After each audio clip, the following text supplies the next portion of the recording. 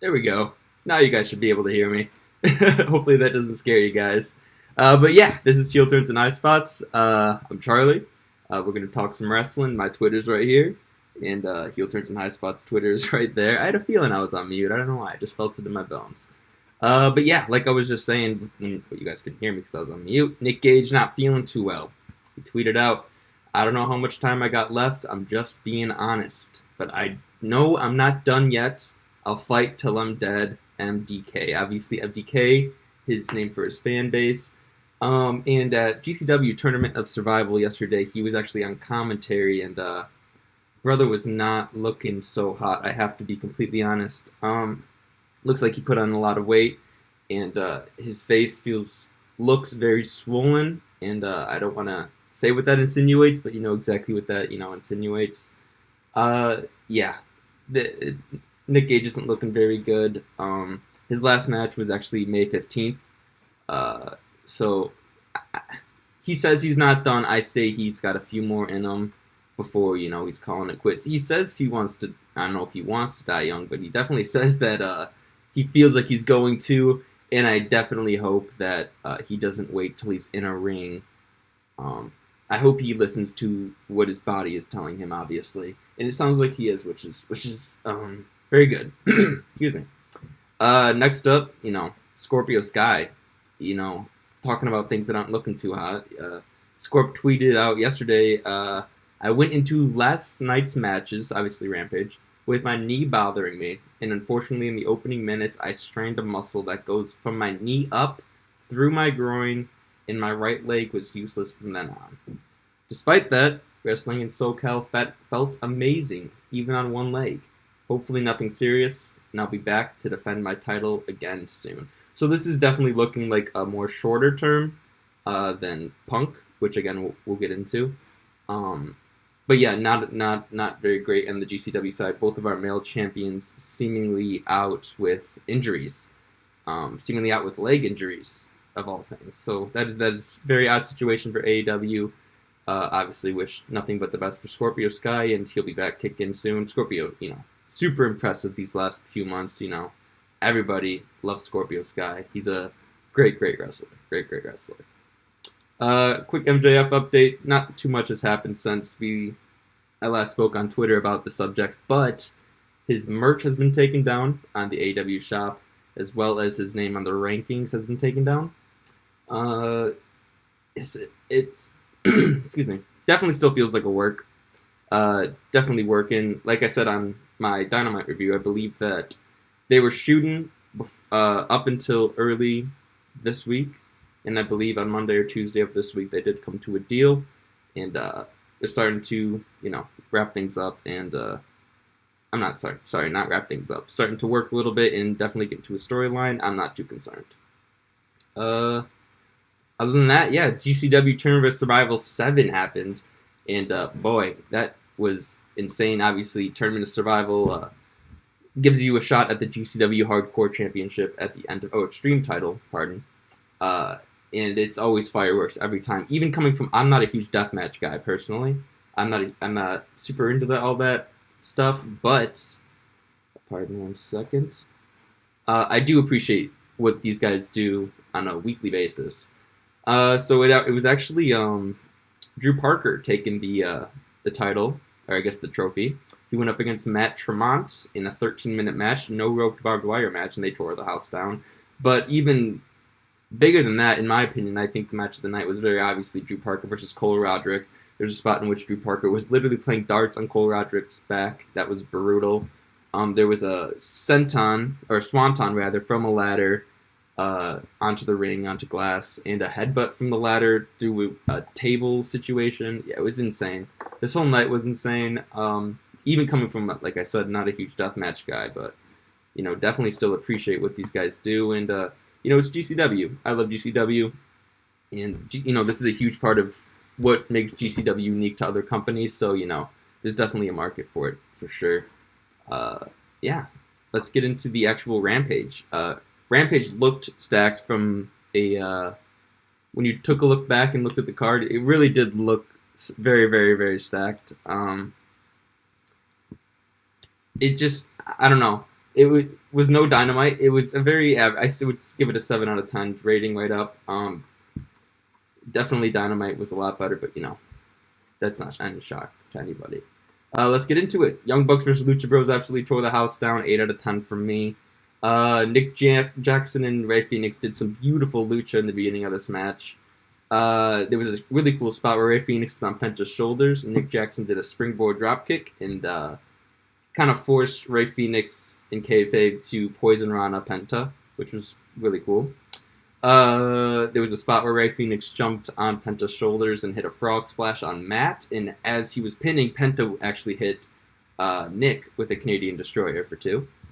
There was this really cool transition where Nick Jackson actually rolled up, I believe it was Penta from the. Oh no, it was Phoenix actually, doing the Muscle Buster, and he rolled it up to a pin, and this actually led to the finishing sequence, which was Rey Fenix kicking out of the Meltzer driver, and Matt ripping off Penta's mask, Nick super kicking Penta, the Bucks planting Phoenix with the BTE trigger, and them picking up the pin.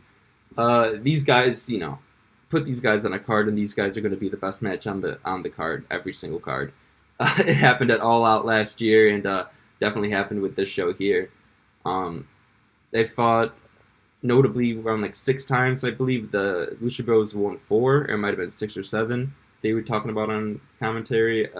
These guys go way back, and kind of when I was looking at this, I kind of want to see. I was listening to Jeff Hardy and Matt Hardy's Talk as Jericho, and I really, really want to see Lucha Bros versus the Hardy Boys. I think that would be a really, really good match. I'm not sure if they've had that one before, but give me that match, please. What do we got here? Yep, Starks and Hobbs. They take out some jobbers that didn't even have time to announce their names. They made quick work. I believe it was around 3 minutes or so. Nothing much to really touch on there. They're still pushing Starks and Hobbs as a tag team for sure. After that, the news of the night, the absolute, what stole, people's hearts on Twitter. And I honestly thought it would be a lot worse than it was. But here we are. We had CM Punk's, he comes to the ring, he announces on Twitter that he has something to say regarding his AEW championship, and obviously when you say that, no good things can come of that. So I was thinking of the worst. I was actually thinking he was about to retire, when my mind instantly went to poor Hangman Man. But anyways, he's coming out visibly emotional, and he says he's got a broken wheel. The crowd is absolutely loving him up at this point. They're giving him all the cheers. Much like the Mark Henry promo, is what I drew a lot of correlations to, despite the turn at the end. But the crowd reacted the same way. He said he didn't want to hold the division, but I think he mentioned it in the promo, or it might have been a report somewhere, but he got convinced by Tony Khan somewhere along the way not to relinquish the title. And this is where they came up with the idea to have an interim title, And you name drops Bryan and Mox, 2 notable WWE guys, which is, I think, adding on to the story in the future with MJF and CM Punk. And they also announced the Eliminator Series. So let me actually pull that up to make sure.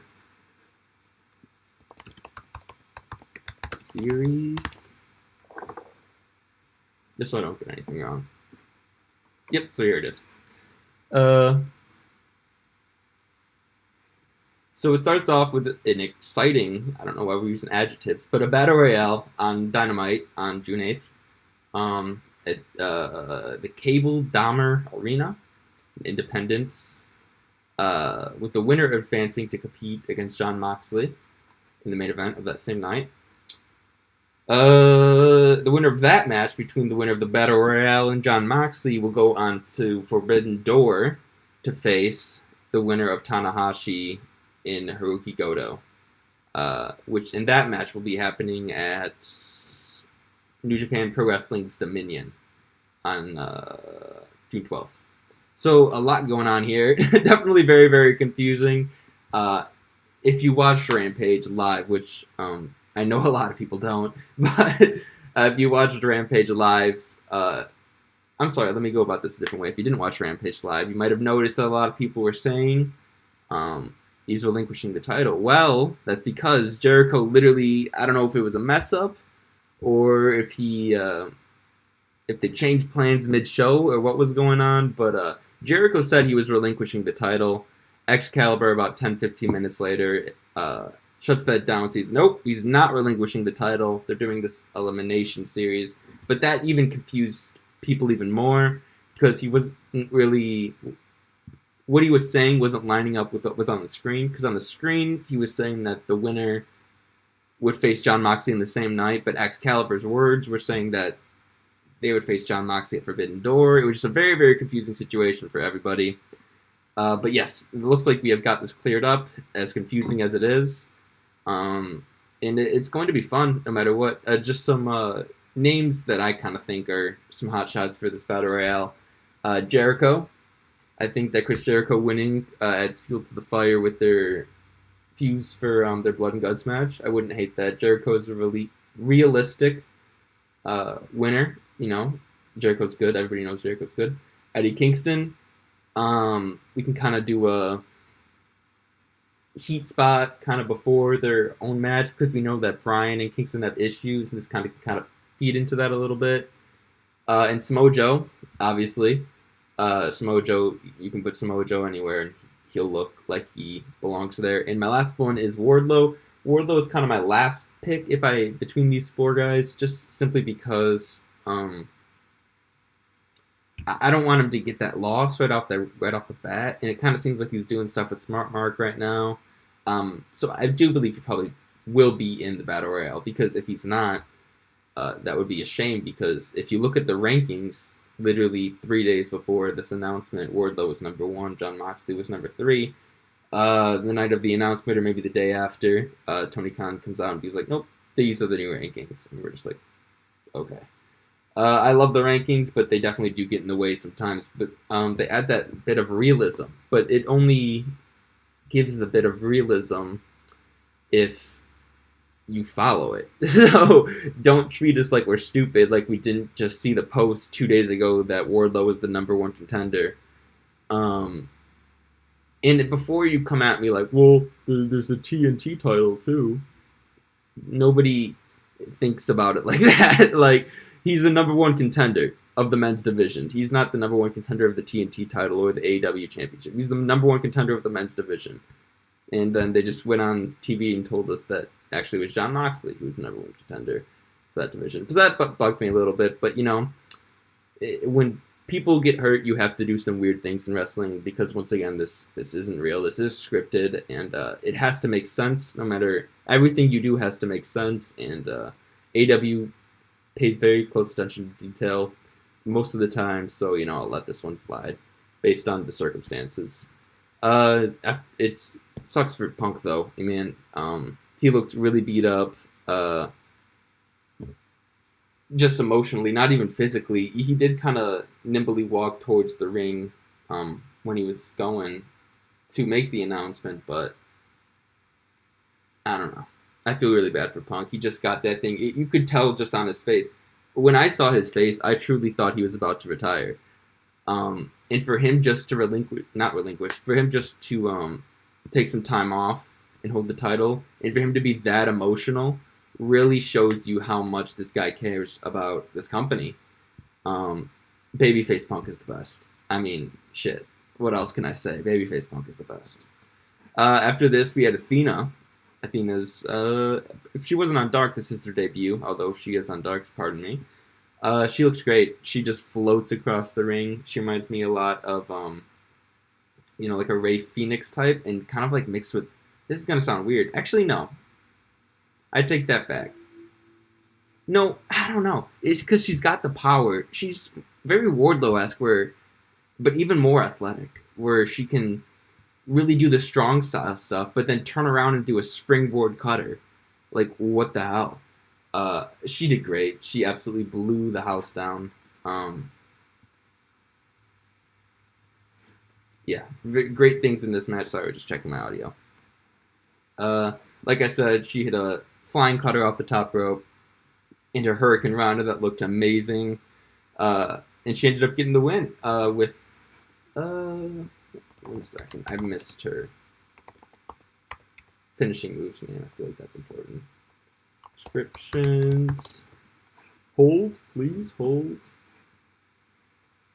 Because, finishing moves are extremely important because they tell the whole story. You can tell an entire story just by the finishing move. So I feel like it's pretty important that we know what the name of her finishing move is. The Eclipse. So that's what she's calling, I believe. That springboard cutter is the Eclipse. And, man, it looks beautiful. Absolutely beautiful. Main event, Scorpio Sky versus Dante Martin. If this was WWE GM mode, the chart would definitely look like a bar that starts like this and goes smaller as it goes on. This match just kind of fell flat for me, which is odd because I love Dante Martin. And Dante Martin actually looked great, but I believe it was actually because Scorpio Sky was actually working on one leg. So once again, the pass is going to be given here.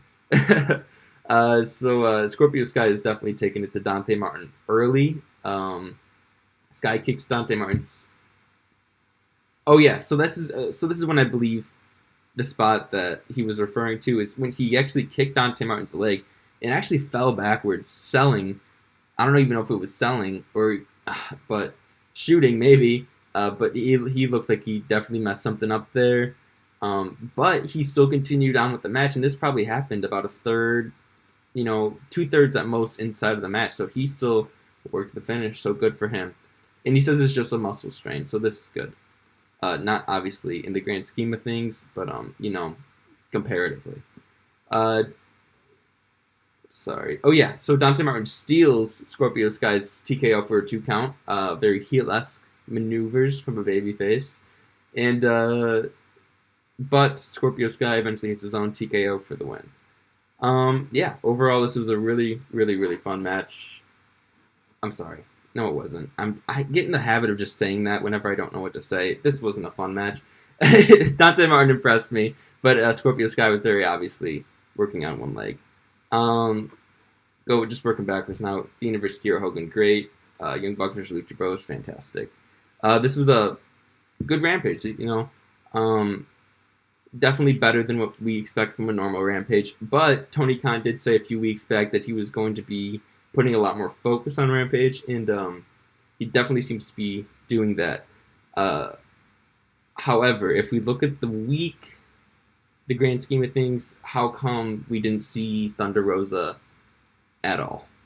She came out earlier this week, or it might have been reported, so leaked or something, that she was upset with the TV time she was given, and then AEW turns around and gives her 0 TV time and 2 live events. So I don't know what the deal with that is, but to me, Jade Cargill's run I'm feeling more importance there than Thunder Rosa's run, honestly. She just feels like the better champion, and that shouldn't be the case. This is I don't want to say mid-card champion, but this is like your Tier 2 champion. Thunder Rosa's your Tier 1 champion. Why is your Tier 2 champion getting more TV time than your Tier 1 champion? I'm really avoiding trying to say mid-card because I know that that's not what they're trying to make it. But honestly, if the mid-card, quote-unquote, champion is getting more TV time than the world champion, which champion is truly the mid-card champion? I don't know. I miss Thunder Rosa. I don't know where she was this week. Hopefully she's back next week. Let me actually look at her IWD real quick to make sure that she wasn't either hurt or doing something else. Yeah, so Thunder Rosa hurt.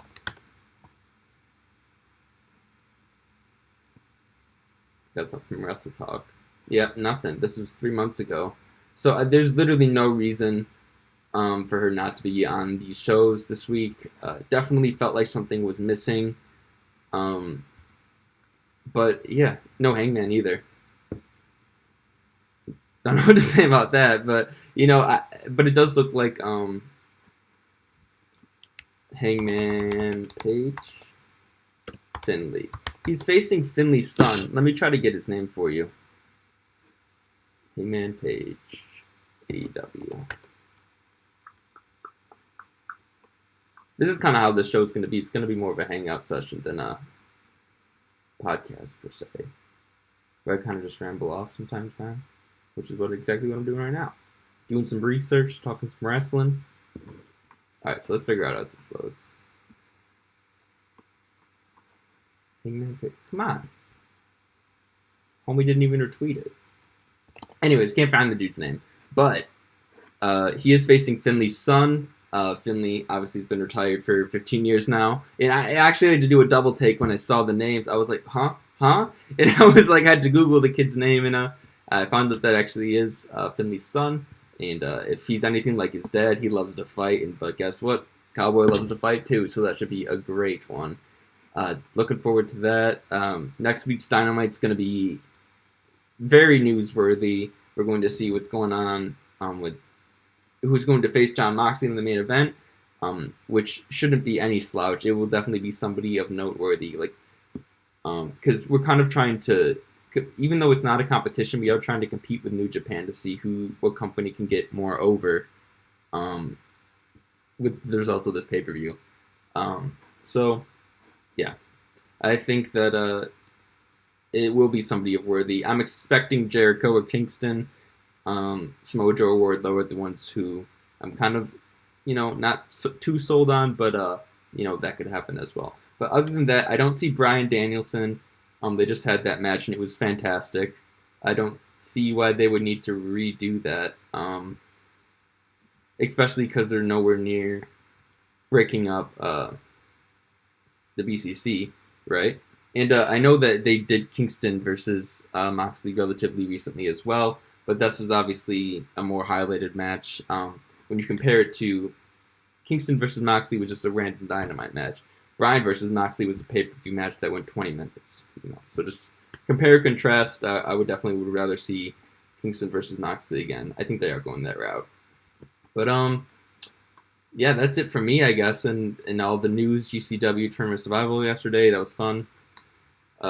Yeah, match of the night. I'm actually, this is kind of, if we're going Rampage, then it's very obviously Lucha Bros versus Young Bucks, right. However, I think if you are a deathmatch fan, I think you would make a case for Drew Parker versus Cole Roderick. I'm not making that case, however, it was very, very entertaining, and both men went absolutely ham. Promo of the night, honestly, I'll give it to Punk. I don't know if that was a promo. Wasn't really promoting anything except for the fact that he'll be gone for a little bit, but there really wasn't else. I guess there was the House of Black thing, but I didn't even figure that was important enough to talk about today. So, nonetheless, we just move on from that. This was fun, though. This was Heel Turns and High Spots. We were talking some wrestling.